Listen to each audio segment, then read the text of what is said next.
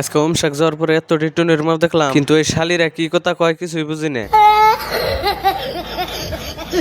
একটার বগলে যে করলাম তো বাড়ি কোনে গমে না, কিন্তু ওটা গালি দিল না নাম্বারে চাইলো কিছুই বুঝলাম না।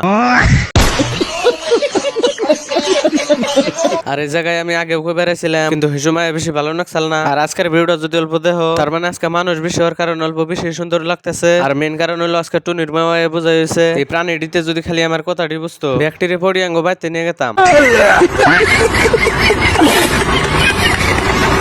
এই জায়গাটার যে আসল সৌন্দর্য যারা যারা ঘুরবানি গাইছিল তারা কিন্তু ভালো করে জানো, আর যারা যারা এখন হয় তারা কিন্তু দেখে আরো। আর এই কেসার আইছে এনেকার পানি হাস পানি গে আর একটা কথা না না যদি মেশে মুইতব থুয়ে যায়।